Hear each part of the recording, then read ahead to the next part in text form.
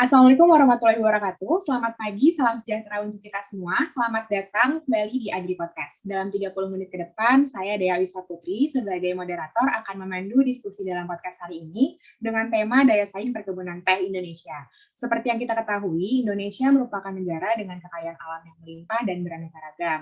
Keanekaragaman tersebut tampak pada berbagai jenis komoditas tanaman pangan hortikultura, perkebunan, dan juga peternakan. Dibandingkan dengan subsektor lainnya, subsektor perkebunan merupakan kontributor devisa tertinggi untuk negara. Teh merupakan salah satu komoditas unggulan perkebunan Indonesia yang diketahui memiliki daya saing di pasar internasional. Berdasarkan data Kementerian Pertanian Indonesia, baik produksi maupun produktivitas teh Indonesia tahun 2021 mengalami peningkatan dari tahun sebelumnya. Namun, volume dan nilai ekspornya menurun. Terkait hal ini, kita dapat melakukan analisis daya saing teh Indonesia menggunakan teori Berlian-Porter. Untuk pembahasan lebih lanjut, pagi ini saya sudah bersama dengan tamu-tamu terhormat yang akan sharing berbagai informasi terkait faktor eksternal dan juga internal untuk mendorong daya saing teh Indonesia dan bagaimana strategi yang tepat untuk meningkatkan daya saing tersebut. Langsung saja, di sini sudah ada Bapak Eka Adi Saputra selaku pakar perkebunan teh. Halo Bapak, selamat pagi. Apa kabar Bapak? Selamat pagi Mbak Dea, Alhamdulillah sehat. Alhamdulillah sehat ya Bapak. Selanjutnya ada Ibu Betari Kirana selaku staf Kementerian Pertanian. Halo, selamat pagi Ibu. Apa kabar Ibu? Halo, selamat pagi Mbak Dea. Alhamdulillah kabar saya baik juga. Alhamdulillah sehat selalu ya Ibu. Kemudian ada Ibu Febi Atia Nurin selaku pengusaha perkebunan teh. Halo, selamat pagi Ibu. Apa kabar Ibu? Halo, selamat pagi Mbak. Kabar baik Alhamdulillah. Alhamdulillah sehat selalu ya Ibu. Dan ada Ibu Amelia Safira selaku petani teh. Halo, selamat pagi Ibu. Apa kabar Ibu? Selamat pagi Mbak Dea, Alhamdulillah kabar saya baik. Alhamdulillah sehat dan semangat selalu ya Ibu. Baik, sebelum dimulai saya akan menyampaikan ketentuan diskusi kita hari ini. Materi sharing dan diskusi hari ini akan disampaikan oleh pakar perkebunan teh yakni Bapak Eka selama 10 menit ya Bapak, dan kemudian akan dilanjutkan dengan sesi diskusi bersama para tamu terhormat lainnya dengan waktu diskusi 20 sampai 25 menit yang dibagi ke dalam 2 terminal. Nah, untuk mengawali sharing dan diskusi kita hari ini, akan disampaikan materi mengenai analisis daya saing teh berdasarkan teori Berlian-Porter oleh Bapak Eka. Untuk Bapak Eka, waktu dan layar saya persilakan. Baik, terima kasih Mbak Dea atas waktunya. Mohon izin saya sedikit sharing yang mungkin terkait daya saing perkebunan teh di Indonesia.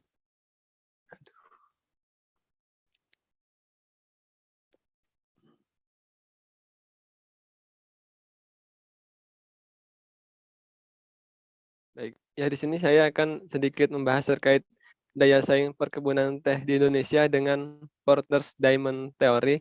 Nah, untuk Porter's Diamond Theory sendiri ada beberapa faktor ada beberapa komponen gitu yang mendasari teori ini. Yang pertama faktor condition, lalu demand condition, related and supporting industries, dan juga lalu ada firm strategis, struktur dan juga pesaing, lalu ada pemerintah dan juga ada komponen kesempatan atau chance dari perusahaan tertentu gitu. Lalu yang pertama kita akan sedikit membahas terkait faktor input dari suatu wilayah di industri terkait. Yang pertama itu ada sumber daya manusia. Seperti yang kita tahu, penduduk Indonesia itu telah ratusan tahun gitu mengenal teh dari dulu. Mengenal teh dan juga menjadi penikmat teh itu sendiri. Yang total penduduknya 240 juta jiwa lebih itu menjadi eh, suatu hal tersendiri atau suatu modal tersendiri bagi industri perkebunan teh. Namun sumber daya manusia yang ada itu sampai saat ini belum dimanfaatkan dengan baik. Terbukti masih minimnya tenaga profesional dan juga hal itu menyebabkan produktivitas serta produksi perkebunan rakyat Indonesia itu masih rendah. Lalu selanjutnya itu ada faktor teknologi dan juga ilmu pengetahuan yang mana iptek ini bisa mendukung eh, eh, bisa mendukung produktivitas teh di Indonesia apabila kehadirannya itu didukung oleh pemerintah juga.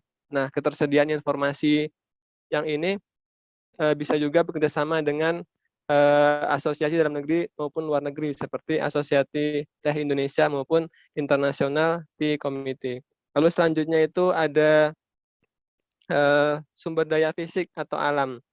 Dapat dilihat di sini bahwasanya selama tahun 2017 hingga 2021 itu terjadi fluktuasi untuk luas areal perkebunan teh di Indonesia. Nah, hal ini tuh disebabkan oleh maraknya konversi perkebunan teh yang dilakukan petani maupun perusahaan itu menjadi lahan untuk membudidayakan tanaman lain ataupun lahan untuk pemukiman. Nah, akses petani teh rakyat sendiri terhadap pupuk serta obat-obatan itu seringkali terhambat eh, untuk eh, proses perkebunan teh ini sendiri. Lalu tingginya biaya operasional juga menjadi hambatan tersendiri yang dirasakan oleh petani karena seperti yang kita tahu operasional itu menjadi hal utama bagi petani karena untuk melaksanakan atau menjalankan perkebunannya diperlukan penunjang-penunjang lain gitu seperti pupuk dan juga pestisida gitu.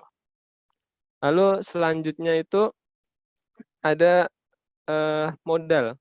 Nah, penting rasanya bagi industri teh ini menurut saya suatu atau pihak investor gitu yang menanamkan modal karena untuk perkebunan besar sendiri mungkin masih mudah mendapatkan pemodalan dari perbankan, namun petani-petani kecil itu masih sulit mendapatkan akses pemodalan karena minimnya jaminan gitu dari petani. Lalu selanjutnya ada sumber daya infrastruktur. Nah, seperti kita ketahui juga infrastruktur juga banyak besar gitu peranannya dalam industri ini karena seperti jalan, jembatan begitu kan juga menjadi sarana tersendiri gitu dalam proses rantai masuk dari perkebunan teh menuju pabrik pengolahan dan seterusnya. Nah, saya rasa infrastruktur ini juga patut diperhatikan oleh pemerintah agar industri teh juga berjalan dengan baik ke depannya.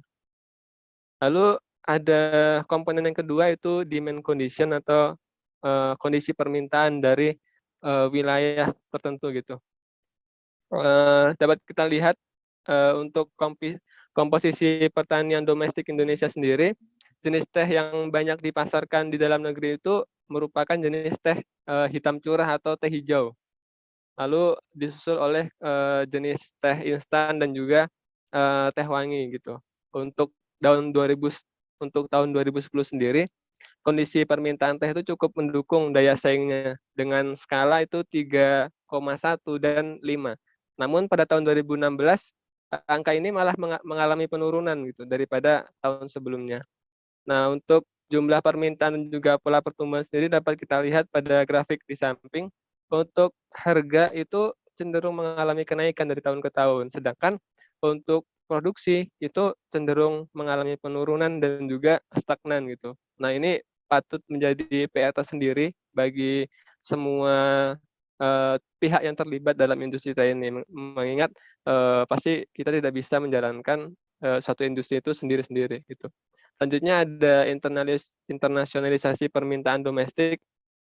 Nah, ini terkait konsumen luar negeri, baik secara langsung maupun tidak langsung itu telah melakukan promosi gitu dan pengenalan produk teh Indonesia kepada masyarakat internasional melalui banyak event gitu terkait ekspor juga. Nah, ini juga saya rasa menjadi faktor tersendiri yang dapat menarik perhatian konsumen dari luar negeri gitu terhadap produk-produk teh Indonesia.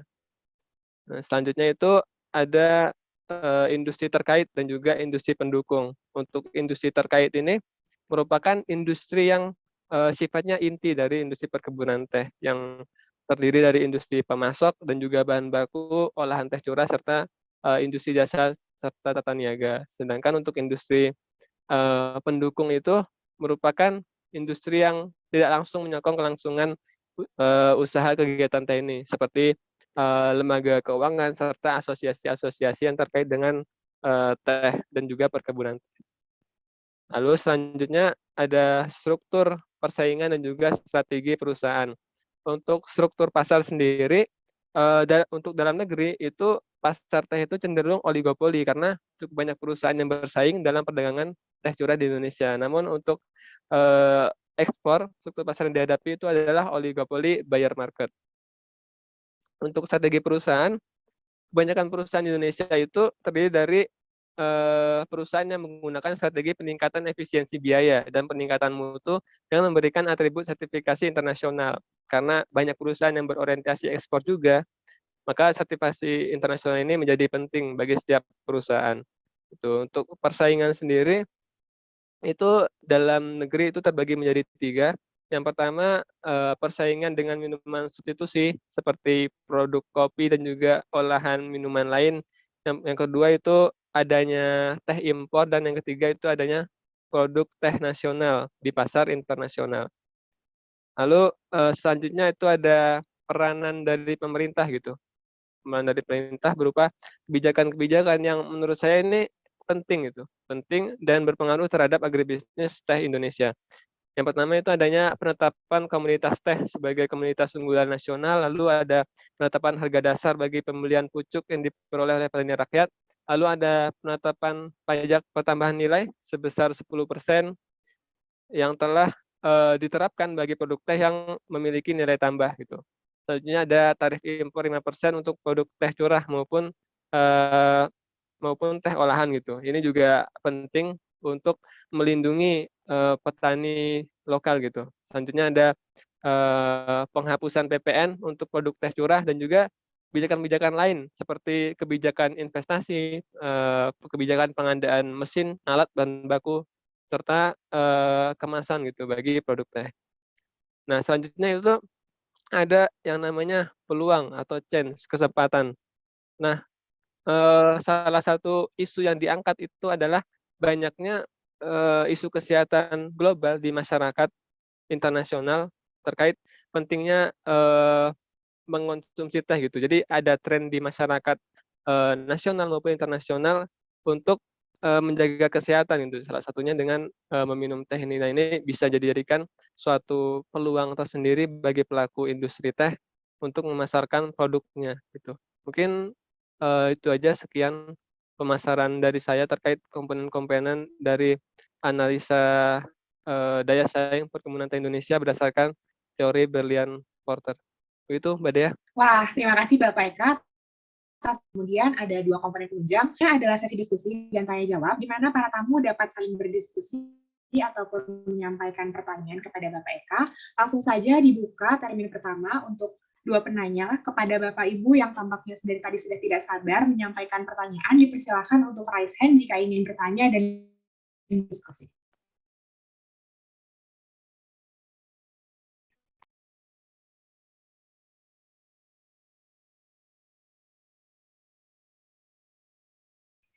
Ya, di sini sudah ada 2 penanya. Penanya pertama adalah Ibu Vira, dan penanya kedua adalah Ibu Feby. Untuk Ibu Vira, dipersilakan menyampaikan pertanyaan. Baik, terima kasih sebelumnya kepada Mbak Dea ya yang sudah memberikan saya kesempatan untuk bertanya, dan juga terima kasih atas penjelasan materi oleh Pak Eka tadi. Jadi di sini saya sebagai petani ada yang ingin ditanyakan nih. Dari penjelasan Bapak Eka tadi, bagaimana sih strategi yang sebaiknya diterapkan oleh kami sebagai petani teh Indonesia terkait kelemahan dari ketersediaan faktor-faktor produksi, infrastruktur, hingga akses permodalan? Mungkin itu pertanyaan dari saya, Mbak Dea. Terima kasih. Baik, untuk pertanyaannya kita keep dulu ya. Selanjutnya untuk Ibu Feby, silahkan disampaikan pertanyaannya. Baik, terima kasih kesempatannya dan juga atas paparannya terkait perkebunan teh Indonesia. Saya sendiri lebih menarik terkait kelembagaan yang ada di industri teh ini sendiri. Contohnya kan saya salah satu aktor di industri pengolahan, kayak ada lembaga keuangan, penelitian, lembaga sosial, asosiasi, terus dan lembaga pemerintahan. Nah, dari lembaga yang ada, itu yang mana yang paling memberikan dukungan terhadap industri teh agar kami, aktor-aktor yang ada dalam itu, bisa memperkuat hubungan dengan lembaga tersebut guna meningkatkan dan menjaga keberlangsungan kegiatan usaha industri teh. Baik, itu saja pertanyaan saya. Terima kasih. Baik, terima kasih Ibu Feby dan juga Ibu Fira atas pertanyaannya.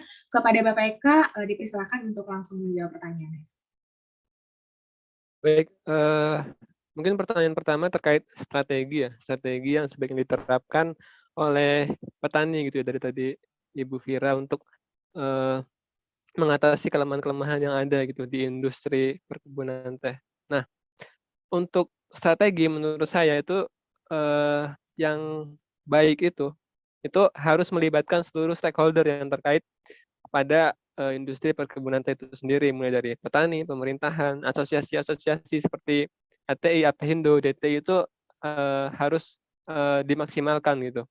Karena tidak mungkin kita menjalankan suatu industri yang besar gitu dengan berjalan sendiri-sendiri begitu, dan juga dukungan itu diperlukan, seperti salah satunya juga dukungan pendanaan juga, lalu sinkronisasi data dan informasi, yang terpusat gitu juga diperlukan untuk kemudian menganalisa dan menentukan arah, bagaimana perkebunan teh ini ke depannya gitu. Mungkin itu dari saya. Untuk pertanyaan kedua itu, mungkin, terkait lembaga yang paling penting itu untuk, keberlangsungan industri teh ini ke depannya. Nah, menurut saya ada 2 yang perlu ditekankan di sini, yaitu dari lembaga keuangan dan juga, dari, lembaga riset atau penelitian. Karena untuk akses keuangan sendiri mungkin bagi perusahaan-perusahaan atau pelaku industri teh yang besar itu masih mudah gitu. Namun untuk, petani-petani rakyat, petani-petani kecil ini yang perlu diperhatikan menurut saya. Karena, seperti yang kita tahu gitu, untuk petani kecil sendiri itu mungkin kesulitan untuk, eee, memberikan jaminan gitu kepada pihak bank, dan juga mungkin pihak lembaga pembiayaan juga mungkin kepercayaannya kepada petani-petani kecil ini masih cenderung kurang begitu. Nah, di sini diperlukan saya rasa peranan pemerintah untuk, memberikan akses yang lebih bagi, petani-petani kecil. Lalu untuk, riset sendiri, lembaga riset dan juga penelitian, saya rasa, lembaga penelitian seperti Pusat Penelitian Teh dan juga KINA itu di Indonesia, perlu, mendapatkan suplai teknologi lebih lagi yang mengikuti perkembangan zaman teknologi sekarang. Karena, eee, belum dimaksimalkannya, lembaga riset tersebut, dan juga, kontribusinya masih minim gitu menurut saya. Karena, ketika, riset dan juga pengembangan serta penelitian itu dilaksanakan dengan baik, maka hal itu bisa meningkatkan produktivitas dari, produksi teh itu sendiri, begitu. Saya rasa 2 lembaga itu yang perlu diperhatikan, dari lembaga keuangan serta penelitian dan juga riset. Baik, terima kasih Bapak Eka atas jawabannya. Kepada Ibu Vira dan Ibu Feby, apakah sudah terjawab? Ya, kalau dari saya sudah cukup menjawab. Terima kasih Bapak Eka. Untuk Ibu Feby, bagaimana, sudah cukup terjawab, Bu? Dari saya juga sudah. Terima kasih atas penjelasannya, Pak. Baik, selanjutnya akan dibuka sesi diskusi termin kedua untuk 3 penanya kepada Bapak Ibu yang ingin bertanya dan berdiskusi, dipersilahkan.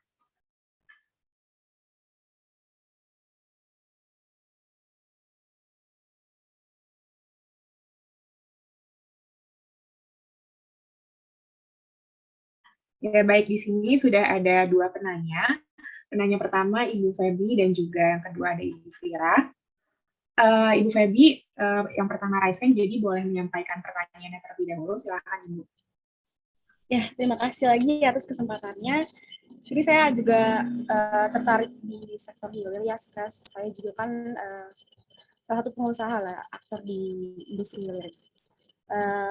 Kalau saya mau nanya, pada sektor hilir itu kan tentunya kami pabrik gitu, sebagai aktor yang berperan di dalam pengolahan teh sekaligus distributor, itu tuh harus melakukan pengembangan baik itu di ekspor, asal ekspor maupun di domestik. Nah, menurut pakar Pak Eka ini, apa strategi yang harus kami lakukan gitu untuk meningkatkan produktivitas penjualan di masing-masing pasar tersebut? Terima kasih. Baik, terima kasih Ibu Feby atas pertanyaannya. Pertanyaan kedua yaitu Ibu Vira, silakan disampaikan pertanyaannya Ibu. Baik, terima kasih lagi ya atas kesempatannya. Untuk kali ini saya ingin bertanya kepada Ibu Betari nih, terkait akses pupuk dan obat-obatan yang seringkali terhambat karena ketersediaan dan harga di luar daya beli petani teh. Apakah terdapat kebijakan oleh pemerintah dalam mengatasi permasalahan ini, Bu? Terima kasih.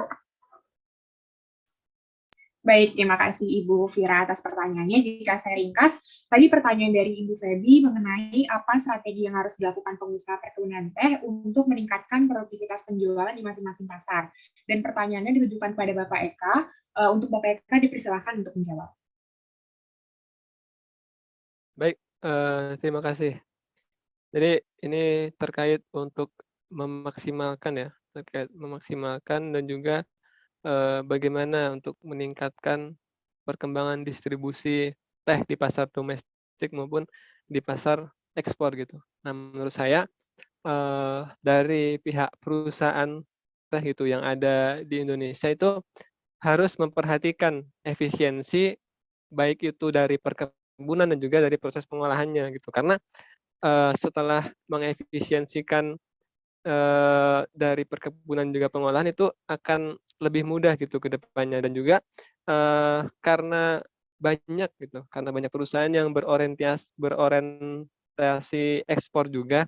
Nah, itu penting adanya sertifikasi internasional karena kebanyakan negara tujuan ekspor kita itu memiliki syarat-syarat tertentu untuk produk-produk yang diperbolehkan masuk ke negaranya begitu untuk ekspor. Namun untuk pasar dalam negeri sendiri menurut saya penting bagi kita untuk kembali mensosialisasikan gitu manfaat teh ini seperti apa gitu. Seperti yang kita tahu banyak jenis teh di Indonesia dan juga banyak sekali manfaatnya untuk kesehatan. Nah ini saya rasa dari pemerintahan juga perlu adanya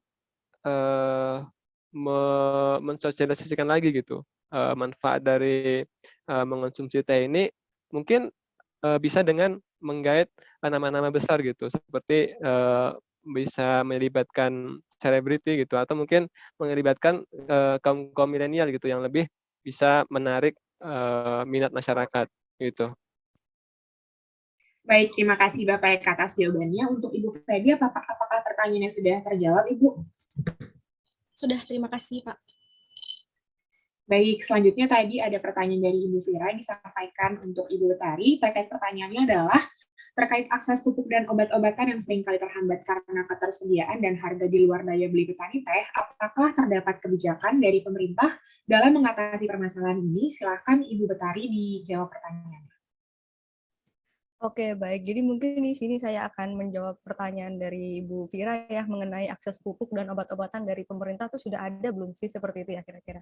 Jadi tentu saja sudah ada nih dari pemerintah, terutama penyaluran pupuk bersubsidi oleh Kementan itu sendiri. Karena kita ini peduli dalam rangka untuk mendukung ketahanan pangan nasional. Dan tentunya dalam pemberian pupuk ini harus memenuhi 6 prinsip utama yang sudah dirancang oleh Kementan itu sendiri, yaitu 6T. Nah, 6T ini apa aja sih? Jadi 6T ini adalah tepat jenis, tepat jumlah, tepat harga, tepat tempat, tepat waktu, dan tepat mutu. Dan nggak hanya itu, sebenarnya untuk mendapatkan pupuk bersubsidi ini, para petani juga harus memiliki kayak semacam kartu yang terintegrasi dalam rencana definitif kebutuhan kelompok atau RDKK. Dan dari kartu ini, para petani ini ada berisi seperti kuota seperti itu, yang sesuai dengan kebutuhan para petani akan pupuk ini berdasarkan luas lahan yang dimiliki oleh para petani. Lalu tentang jenis pupuk subsidi yang disediakan oleh Kementan itu ada urea, SP36, ZA, dan NPK. Dan tentunya semua pupuk ini sudah memenuhi standar mutu SNI atau standar nasional Indonesia. Seperti itu jawabannya Bu Vira. Baik, terima kasih Ibu Betari atas jawabannya. Pada Ibu Vira, apakah sudah terjawab, Ibu? Sudah cukup menjawab. Terima kasih, Bu Betari atas penjelasannya. Baik, karena termin ketiga ini termin kedua ini seharusnya ketiga penanya, apakah ada pertanyaan lagi yang ingin disampaikan kepada Bapak Ibu? Baik, sepertinya tidak ada nih yang ingin bertanya lagi. Saya kali ya Bu, yang Ibu dan Bapak yang bertanya, saya curious nih, tertarik kepada gerakan 3 kali lipat ekspor teh nih Bu, yang akhir-akhir ini harus digalakkan.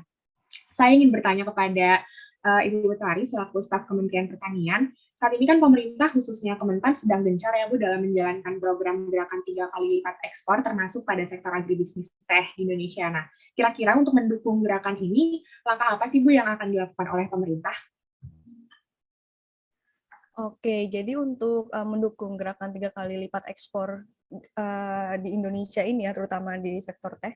Jadi sebenarnya pemerintah sudah ada yang namanya Gerakan Nasional Teh. Dan di sini itu difokuskan adanya perbaikan di sektor hulu, terutama pengadaan bibit yang menjadi prioritas. Dan Gernas teh yang sudah dilakukan oleh Kementan ini kurang lebih sama dengan Gernas kakao yang sudah terlaksana seperti itu. Jadi langkah-langkah yang sudah kami lakukan, yang pertama ada penyediaan atau pemberian bantuan bibit unggul teh, pemberian bantuan pupuk atau sarana produksi bagi petani teh di Indonesia, dan pelatihan teknik budidaya teh yang baik atau good agriculture practice. Yang kedua, mengubah kebijakan tentang penerapan PPN 10% yang kami nilai itu sangat memberatkan atau merugikan bagi petani teh dan pelaku agribisnis teh lainnya menjadi PPN 0%. Yang ketiga, meningkatkan bea masuk atau import duty teh curah dari 20% menjadi 40%. Yang keempat, pemerintah daerah kami usahakan agar bisa menetapkan UMR khusus untuk sektor perkebunan UMSP agar selalu lebih rendah dari UMR yang ditetapkan di sektor industri guna menekan biaya produksi teh agar terhindar dari kerugian. Lalu selanjutnya ada penyediaan pinjaman lunak dan dapat diakses oleh para petani teh gitu ya. Seperti kredit usaha rakyat atau KUR kan tadi seperti yang Bapak Eka bilang, kalau misalnya petani itu masih sulit untuk mendapatkan akses dana seperti itu. Lalu selanjutnya kami melanjutkan kegiatan dan meningkatkan intensitas gerakan penyelamatan agribisnis teh nasional atau GPATN. Dan yang terakhir, kami meningkatkan daya saing produk perkebunan teh rakyat untuk menjadi komoditas ekspor dengan melakukan kerjasama dengan pola kemitraan. Seperti itu jawabannya Mbak Dea. Wah, oke. Terima kasih Ibu atas jawabannya, sangat terjawab pertanyaan saya. Baik, dengan terjawabnya semua pertanyaan pada diskusi termin 2 tadi, berakhirlah sudah ruang sharing dan diskusi kita hari ini. Dari diskusi kita hari ini terdapat beberapa hal yang dapat saya simpulkan. Yang pertama adalah program Gerakan 3 Kali Lipat Ekspor atau GRATIEX oleh Kementan sangat perlu untuk dilakukan karena dapat memperbaiki sektor hulu, terutama pengadaan bibit yang menjadi prioritas. Kemudian, untuk peningkatan distribusi perusahaan-perusahaan teh Indonesia, langkah dan strategi yang harus dilakukan adalah meningkatkan efisiensi biaya dari kebun hingga pabrik dan peningkatan mutu. Sedangkan untuk ekspor harus dilakukan peningkatan volume produk teh olahan dan untuk pasar domestik dilakukan promosi dan sosialisasi mengenai informasi manfaat teh. Di antara lembaga-lembaga pendukung industri teh, terdapat 2 lembaga yang paling mendukung, yaitu Lembaga Keuangan dan juga Lembaga Penelitian.